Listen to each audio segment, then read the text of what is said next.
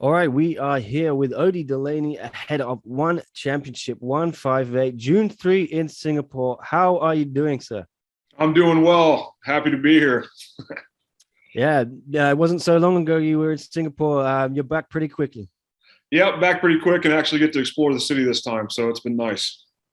Yeah, what have you been up to now? There are no restrictions for COVID-19. Well, a few, but not so many as last time, I imagine. Yeah, I went and yesterday we went and saw as much as we could. We went into the gardens that are like inside of the dome, uh, the big trees. I think it's called like Gardens by the Bay or something like that. But yeah, we went and saw what we could and ate some cool food. So yeah, we've been having fun.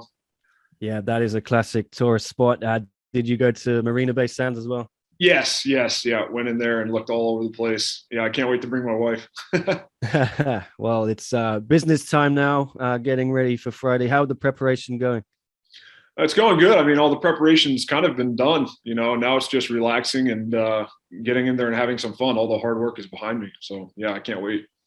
Yeah, and you made quite the splash in your one championship debut. You planning on topping that one this time?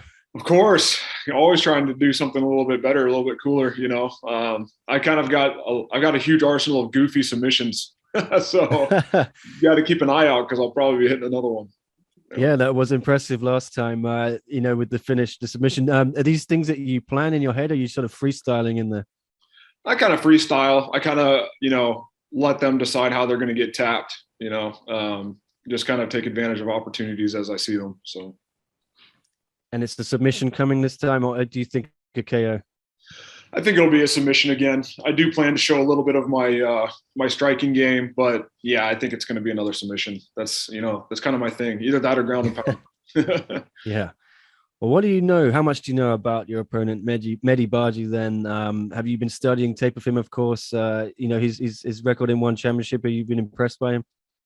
uh, no, I mean impressed, not really. I have studied him. I have kind of done my best to kind of look at his strengths and his weaknesses. I know he's a wrestler, but the thing is, I think that my strongest asset is stronger than his strongest asset. I think we're both wrestlers. We both rely on our wrestling to get us out of trouble, but I think mine's better than his. So I think he's going to have a hard time. And there's a few other heavyweight MMA fights on this card. Obviously, what do Yeah. you need to do to make yourself stand out among the crowd? Man, like anybody else, big finishes, big quick finishes. That's what makes you stand out. Make something really hard look easy. That's how you do it. So that's what I'm going to go try to do. And now, how many wins do you think you need before you're getting that title shot? Oh, I'm not sure. I mean, it depends. It depends on how they keep on stacking the division. There's more and more guys every day, so it kind of depends. And there's a lot of killers out there. That championship. I feel like it's going to get handed around here pretty soon. So we'll see what happens. I mean, anything could happen. Yeah. So we'll see. Yeah, you are part, obviously, of this new generation of heavyweight fighters in one. How cool is it to be part of that? Because before it maybe wasn't the strongest division, but now it's quickly becoming one of the most entertaining, I think.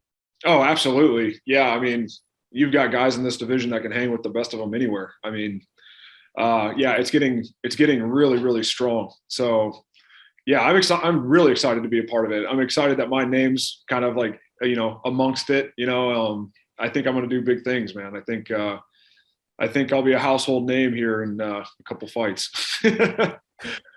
Yeah, and how who sorry, who would you want to fight to get to that household name status? Is there anyone in this division you're really eyeing up a fight with in the future? Yeah, I've been really wanting a fight with Alan Naglani. I I heard a rumor that he might be kind of like unofficially retired, just a rumor, but I really hope not. If he is gonna hang it up, I hope that he makes me his last fight because I've always wanted to fight that guy. He's just a specimen of a human being. He's a good person too. But yeah, I think it'd just be a good fight for me.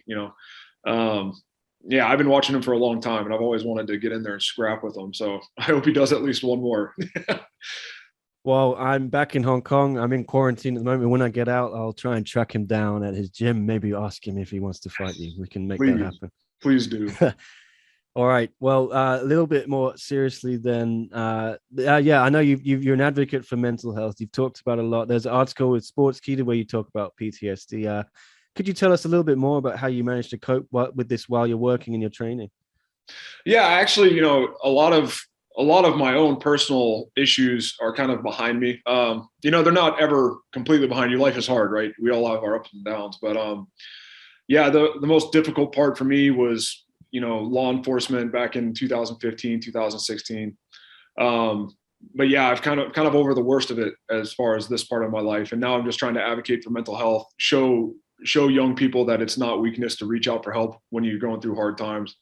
So yeah, that's where I am now, and I'm trying to use this platform to kind of get that message out there. And it's just this awful stigma that that mental health has, and it's almost like if you have problems, if you struggle, that somehow you're less than, and that's just not the case. It's not true. It takes courage to reach out and get help. Absolutely, 100% agree with you. And I imagine your last victory helped you spread your advocacy for mental health awareness. And I suppose another one that's going to help you even further. How great is it to have this platform to do that? Oh, it's everything. It means everything to me. I'm very thankful for it. One, their values kind of, they do align with mine. I like the way that they run their business. And yeah, I think that honors kind of the focus over here, and that's what I like. Yeah, but as I keep winning, my platform will keep getting bigger, and as I keep, speaking about these mental health issues, that's just going to reach more and more people, and make the most impact for good, and that's what I want for my life. So yeah, I'm thrilled. Feel very blessed. And sadly, we've seen more tragic shootings recently in the US. It's affected a lot of people. Do you have a message for families struggling with their loss and for people who just see these things and cannot believe what's happening? Yeah, I don't know if I can speak to the families directly. I can't imagine that loss. I have two kids myself, a 4-year-old and a 7-month-old, and I can't imagine the pain and the misery that they're in. Yeah, as far as a message, just for anybody out there, you got to watch the hatred that builds up in your heart. I think that's the biggest thing. Talk to people. I mean, whether it's you're struggling with suicide or you're struggling with hatred and you're thinking about hurting yourself or somebody else, it's like you've got to reach out. You've got to reach out because when hate fully manifests itself, it ends up in death, and it's it could be your own or other people. So you have to stay on top of that. You have to have the courage to talk to people, even if it's embarrassing, even if it kind of makes you feel bad about yourself. You have to do it. You got to be brave. All right, and a bit on a lighter note here, we'll just go with another man on this card in your division, Marcus Almeida Buchecha. Have you shared the mats with him before, and he described how complete an MMA fighter he is in your eyes? Yeah, I know. I have shared the mats with him. Me and him were teammates for about 2 years down in Coconut Creek, American Top Team down there. Awesome guy. I love that guy. I count him as a friend. He's a brother in Christ. We share a faith. We share a lot of the same values. But that won't stop the fight that's due to happen, probably for a belt one day. And I think he understands that. I just gave him a big hug downstairs eating breakfast. It's nothing personal inside the ring. But one day, the fans are going to get a huge treat when me and him meet. And yeah, I hope it's for the belt. I wish him all the best. And I think you're going to watch both of us tear through this division and meet each other eventually. It's going to be a really good, cool thing. Yeah. You do feel that one's inevitable then? Oh, absolutely. It's inevitable. Yeah. I mean, I think he's probably, one of the toughest guys in the division. He's dangerous. He's dangerous everywhere. And of course, on the ground, he's an absolute animal. So am I. I think I'm dangerous everywhere. And if I get on top of you, you're going to have a hard time surviving it. So yeah, it's inevitable. Eventually me and him will meet, and it's just going to be the greatest fight. I mean, it's going to go down in the history books. So yeah, I'm excited for that one day to come. I think both of us need to keep building our platforms for a little while. We don't want to waste it. You know what I mean? If we do it too early, I want it to be in front of the entire world. I want all the eyes in the world to be on that thing. So I'd love for it to be for a belt. So we'll see what happens. And obviously, though, there's a couple of other guys in the way. The interim champ and the heavyweight champ, Arjan Bula, Anatoly Malakin. Yeah. Who do you think is going to win that fight when it eventually happens? Who do you think is going to be the champ when Buchecha or yourself get there? I think Malakin's going to take it. I do. I think that he's focused. I think that he's training hard. He doesn't seem distracted to me. Just kind of studying him a little bit. So yeah, I think he'll probably have the belt by the time either me or Buchecha get there. And then either me or Buchecha will take that belt from him, and then it'll be me and Buchecha. That's how I see it. I see it eventually being me and Buchecha at the top. All right. And just finally, yeah, what's everyone going to see Friday night when they tune in? One championship, 158, Odie Delaney and Mehdi Barghi. Yeah, man, you're gonna see some world-class grappling out of the both of us, I think. But you're definitely gonna see probably a goofy submission with me on top in the first round. So it's gonna be dope.